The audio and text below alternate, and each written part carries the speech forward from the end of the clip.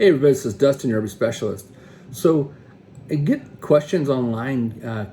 Consumers or customers are always asking, or people in the groups are saying, hey, I've got these insert moldings, and how often should I replace those?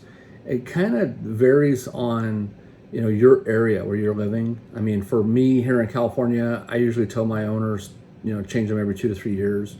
Whenever you can go up and you can tap on them, and you can hear them like tap, tap, tap, tap, tap, tap, make a loose sounding noise. It's basically a wingspan. So when it's shrunk, it's now shrunk up and lost its wing in that track. There's typically only two sizes.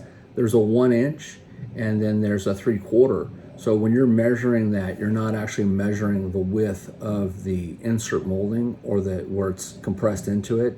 It's just know that the track itself on the inside diameter of it is 1 inch, and the track on the smaller one is 3/4 of an inch. So when you're compressing those screw covers, the insert molding to fit in that track, that's what you're looking for. And it's pretty obvious. I mean, you'll be able to tell the difference between the two.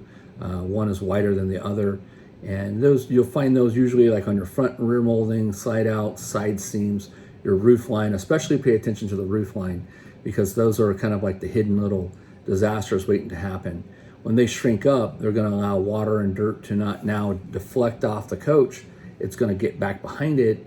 It's going to stop any dirt and water from coming out once it builds up inside of it, and it'll cause damage to the sidewalls and whatnot. So, and the screws, so keep an eye out for that. You can look at other videos that we've done where we show you when we're pulling them apart for the first time and go, whoa, man, look at all the dirt and mold behind them.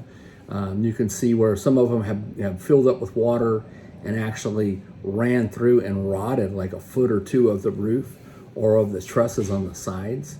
So they're real important to stay up on those. If you have any questions, leave them in the comments.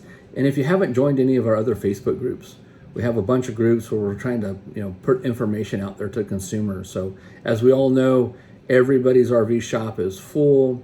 Everybody's behind. It's an industry that's kind of lacking in that.